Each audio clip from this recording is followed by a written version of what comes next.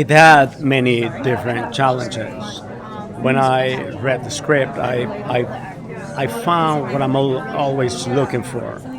I'm always looking for a rich character that is three-dimensional, that goes deep into different layers, and that's what I found on the first episode that I read. At the same time, that alone, what you just mentioned, that became one of the challenges. How do you transit through life with so many different emotions that live in your mind and in your heart in order to keep your daughter safe and alive and fed? So it was a joy. It's always a joy to portray those type of characters because they're so rich in every sense. I usually don't judge my own characters.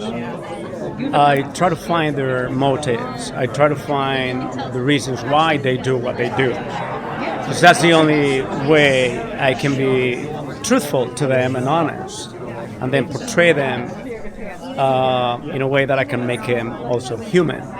And as you know, we human beings are good and bad. And sometimes the bad in you takes over. Sometimes your demons make you do crazy things. But this is a love story of what a man can do in order to keep his family alive and safe. And in this case, a father, keeping his daughter well, alive. And but it's also a love story between other characters.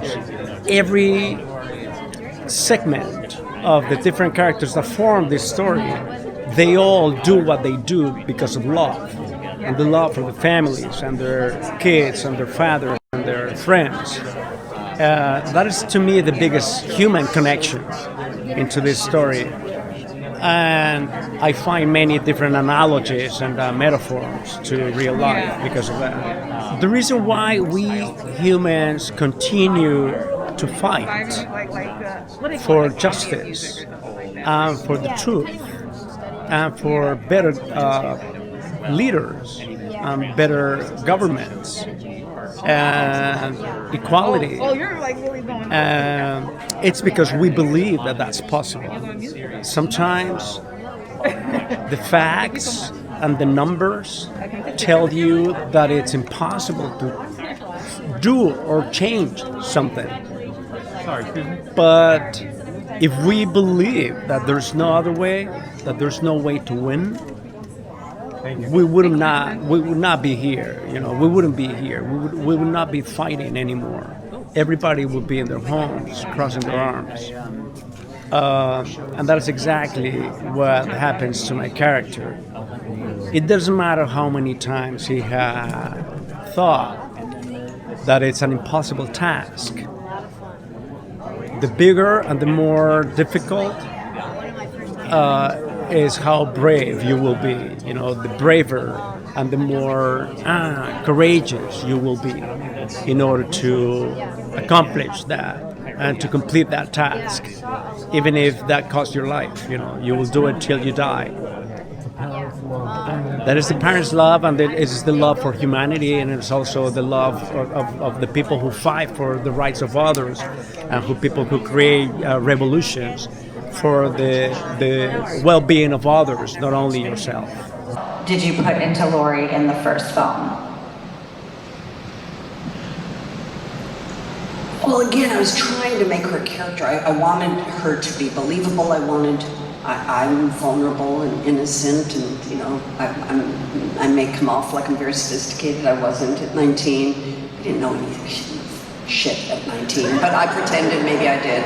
Nobody does, and everyone thinks they know everything. No, exactly.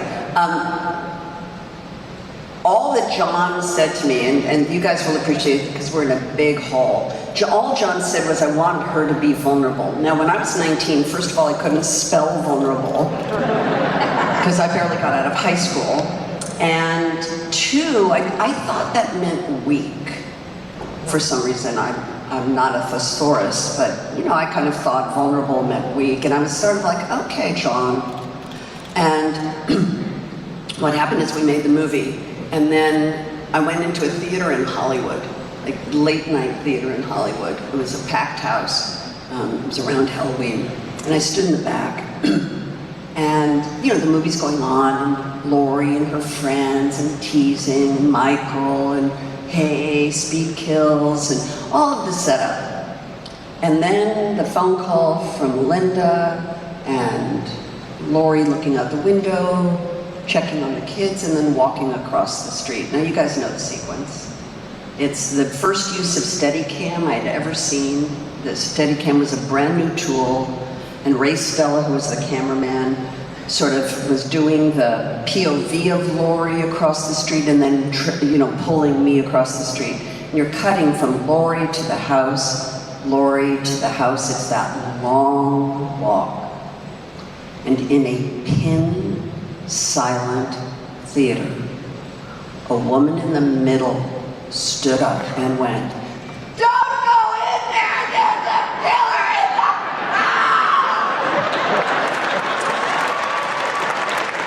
And the theater, it was like the moment they were released to now go, fuck no! And the whole theater started the audience participation that we now know is a horror movie experience. And it was in that second that I went, oh, that's what he meant. He wanted her to be vulnerable so that you cared about her and you didn't want her to get hurt. And you guys haven't wanted me to get hurt for 44 years.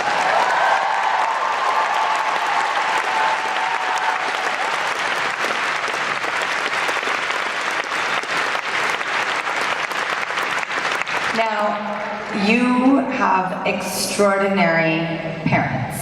I'll cut right to the chase. Tony Curtis and Janet Leigh, true movie star icons in their own right individually, but as an awesome couple who you are from. What did they teach you? Anything you can think of to share with us about when you decided to get into their industry? You know, not really. It's not like we talk shop, you know. I mean, it's like, who talks to their parents about their work? I mean, really.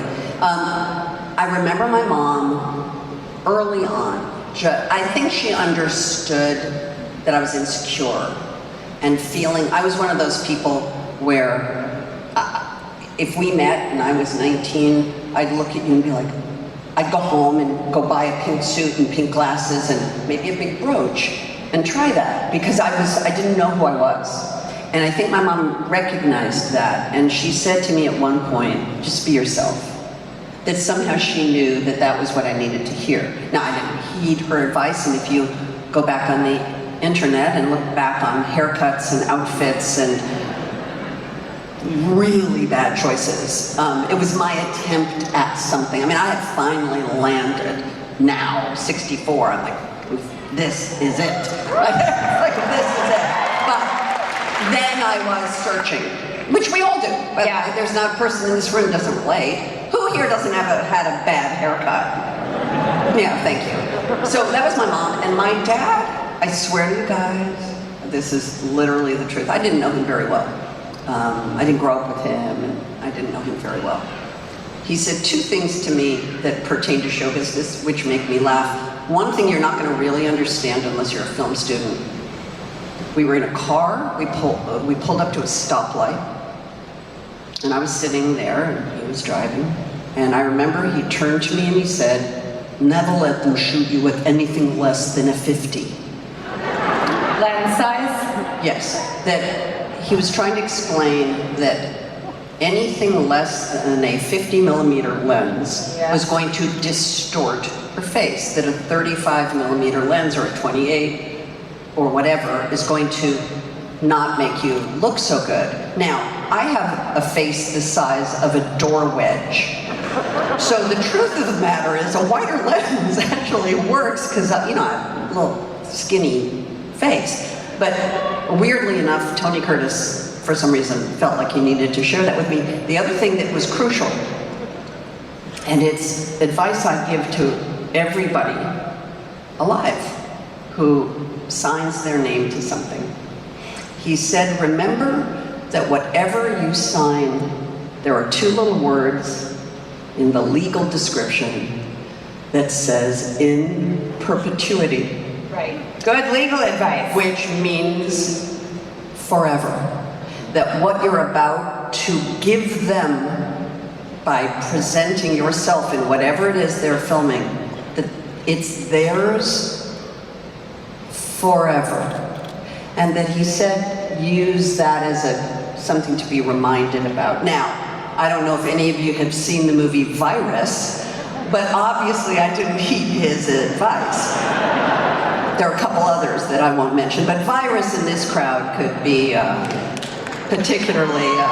In perpetuity is the prenup. Ooh, that is a movie that lasts forever. Well, what would you say, because we're really here with, fans of the franchise, what do you think, if you had to guess, that people connect with Laurie about?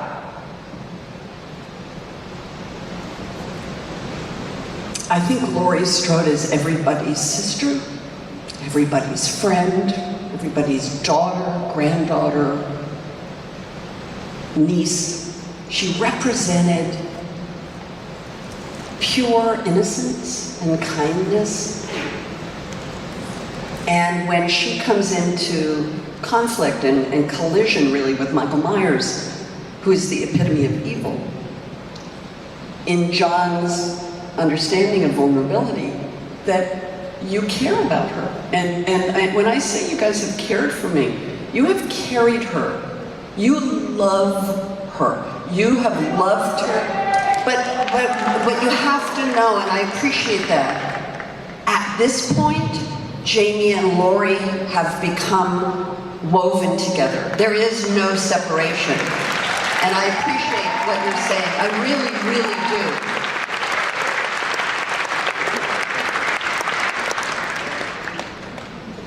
I don't have anything in my life without Laurie Strode. Nothing. I would not have a career. I would not have a family. Everything comes from you loving her. I'm telling you, this should be flipped. This should be flipped. It should be me with the lights on you, because I'm telling you, everything good in my life came from that shitty little office on Cahuenga Boulevard in Hollywood that was about the size of where these two chairs are, when John Carpenter and Deborah Hill cast me in the part of Laurie Strode. I didn't know it then, I know it now. One of these days, hopefully not tomorrow, but I'm 64, I mean, do the math, it's not in my favor. Sooner than later, it's gonna say 3 words. Halloween actress dies. But of course she's gonna die, everybody dies. My point is, it is the permanent ink of my life, is you guys. It is the permanent saturation into me, no matter what I do. Whatever I do. Forever. Like you said, estranged, so I have a very conflicted relationship with him. I don't align with him politically, morally, on any level, so I've sort of moved away and tried to build my life around righting his wrongs and being a better person. So when I come home, he and I'm faced with him and this decision to make and this new revelation, my focus completely switches from him to my brother. Yes, and she eventually figures out that she has to utilize her father's wealth and name to facilitate a cure for her brother. What kind of doctor do you play? I play a leukemia research scientist, like a very prestigious, award-winning scientist. How did you react? She's very interested, and I think that she, based on what she knows already and what she puts together when she arrives, and from her father too, and from his work, she's very interested in slowly figuring out, or not slowly, but in a pinch, figuring out how to keep him alive. I mean, personally, yeah. I mean, it's. I guess we were slightly naive at the beginning. Didn't know the vast scope and investment that fans had until we obviously went onto social media. You know, in the early days, we saw that people were anticipating this so much. And I think myself and Katrina, we did an event very early on. I think we were still shooting sort of around episode 4. We did a small event, and there were thousands of people there, and it just blew us away. We were like, oh my god, because we were in Scotland, we didn't really know about this anticipation, and to see all the fans there, to see everyone, you know, the excitement about the show coming out, it certainly gave us a thrill, but also did become, we did start to ask ourselves, you know, can we do this? But Diana's been so supportive along the way. She's been brilliant, and you guys have been great support as well. So yeah, it's a lot of pressure coming into something that is so well loved, and also that I came into it later. These two OGs from season 1, and you've done a lot of the hard lifting, and you come to a show that had such an amazing fan base already that had built up from the books and of course the show. I definitely felt a pressure to step into that. And we have new cast now. You know, we've got Charles, we've got all these new people coming in. Yeah! Round of applause to those guys. Like, it must be hard to just come in and then, establish themselves. But they're all doing an incredible job. Yeah, as for the fans, I don't know if you remember this far back, but the first time I met you and Katrina, we had lunch and I was telling you about the fans. And what I said was, I have never had a bad fan experience. The fans are wonderful, they're intelligent and kind and very open and they love you. I said, bear in mind though, that I think the reason for this is that people with real mental derangements don't have the attention span to read one of the books. Television's a different thing, but luckily we have found Diana, what's it like for you to, not every writer gets to see their work be produced and appear on screen. What was it like to see it, physically, up on screen? Did it surprise you? Did it awaken more thoughts of how to create or continue the series? Well, no. Gotcha. Bear in mind, I had been writing the books for about 20 odd years before they started making. Oh, of course. But as you continue writing, inspired by it. Yeah. No, first time I saw it, I was quite shocked, in a good way. I was like, they actually got it right. Most of it. Yeah. Most of it. Sorry, Duncan. Sorry. It's okay, yeah. As soon as she saw Manto, she was physically ill. Did you find the process of shooting, was it a surprise to you?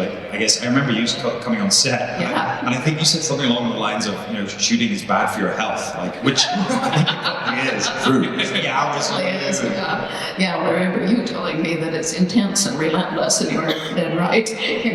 It's like 14 hours a day, 6.5 days a week, something like that. And you do it for months and months and months. I come usually only for a couple of weeks or at most, and it's an adventure for me. For you guys, it's a job. Yeah. But you also wrote. Sorry, I'm taking over your job here. I mean, but go ahead. But you also wrote some episodes, and how was that writing for screen as opposed to writing the book? Yeah. Well, not writing episodes and scripts is actually dead easy compared to writing a book, because you guys are doing all the work. Really, all I have to do is provide dialogue and little short bridges, and you take it from there. And even then, you mess with the dialogue, but that's good. Yeah, sorry about that. You know, absolutely. You know, I'm sure a lot of fans out here, you know, as much as they love you, they want to hear those behind-the-scenes stories. And I'm sure, yeah, woo! Yeah, and they appreciate your dedication to the series. And I bet filming and coming back during the pandemic provided its own set of challenges. Anything from the most recent season that was memorable or humorous that maybe the fans haven't heard about? Some bloopers have been fun during the series that really stands out to you? God, that's really difficult. And I would say season 6 personally was one of the hardest seasons to shoot, and it was also a small season. But I think it was a sort of cumulative effect of, you know, obviously shooting through winter in Scotland, which we always talk about the weather or whatever, but it was really tough. And then I think also the subject material. I mean, the Christies. I mean, that family. Boy, they're hard work, right? And we need to take a moment about that. Let's take a moment and celebrate. Those guys are amazing, aren't they? I mean, what a Mark. I mean, they're fantastic as a family. But geez, I wouldn't invite them around for dinner. But then I guess also the COVID protocols. You know, it just made everything, you know, slower and more difficult. But also, I think, you know, despite being a smaller season, I think it's one of the most interesting ones. It's compact. It's intense. So I actually really enjoyed it, but it was very, very difficult. I can't think of a funny thing that happened because not many laughs come when you're working with the Christies. I think the first time I saw more than 2 people in several months was on an Outlander set. So I flew from Australia to the UK, and that was crazy actually. But one of the first days was that day that we had that big crowd scene in. I meet Lord John Gray meets Claire and. I was about to call you Sam, but your name is Jamie. Correct. Remember that? There were so many people in that one room, all those extras. I think it was a huge extras day. What scene was it? Flora McDonald. Oh, yes. Right. Yeah, and we went a bit crazy, a bit loopy that day, didn't we? We did. Yeah, yes, you do on big crowd days, but that was the most people I'd ever seen too, so I was going extra loopy. Because I hadn't seen so many people in so long. We'd been going to isolation and lockdown, and you guys were filming this. Yeah, that was a trip. I remember in the back of the scene there was a string quartet. Oh yeah. So a violin and a cello, and of course they didn't play all day. They were pretending to play all day, and I just kept looking over at them, and they're just doing this. That's what I've got to do all day. I was really impressed. I thought they were really cool. I'm the supporting artists who aren't having conversations, but pretend to be having conversations. Yes. Yeah. It's an art form, isn't it? It's an art form. Yeah. Hey, welcome everybody. We are here at Comic-Con in New York City. We are joined by John Glover. John, thank you so much for taking time out of your busy schedule to talk with us. How are you enjoying this madness of Comic-Con? It is madness. It is. Madness and chaos, and it's a lot of fun. It is a lot of fun. There are a lot of exciting people here. And, you know, people is my business. Absolutely. Yeah, so I come and talk to the people and have a lot of fun with the people. Exactly. I'm doing research. You get to interact. You get to interact with the fans. Yep. They're the one that bring the energy to the whole environment. So let's go ahead and ask you a couple of questions. You have an upcoming project that's due out in November. It's a horror movie. What can you tell us about it? Is it November it's going to be out? Yeah. It's I forgot what the title was, but it's The due out. Home. Yes. Yes, and I play a man, an off-Broadway actor who is a resident of the home, the old age home. And I teach an acting class to the other people who are at the home. Mm-hmm. So, and then, did you watch the Purge? Yes. Well, the guy that did the Purge has done his full name, Pete Davidson. Mm-hmm. That's his name, Davidson. Yes. Yeah. And it's and I read the script and I thought, why does this guy know so much about me? It's like he wrote the part for me. Yeah. but it was a great part, and we shot it in March, and I think the people that are distributing it are very excited about it, and they're going to put it out as a movie in theaters as opposed to I mean, I finished watching. I watched two of the Purge. The things, and I was so angry at him. I called him up and said, "I hate you. You scared the pants off of me." Those movies were amazing. But this movie's a little different, or this is a movie because it's different in that way. It's full of surprises. We're very excited to watch it. Your most recent stint is as Teddy on Fear the Walking Dead. Now, Teddy, wow, what a character there. He was such fun to play. Such a charismatic cult leader, I guess, for lack of a better term. That's right. What elements did you bring into Teddy that made him just so appealing to the fans, and he was able to attract so many followers to these wild, crazy ideas of him? Yeah, I think it's because he's like a kid. He was like a kid. And there was a certain innocence to him that was that made him more accessible to people.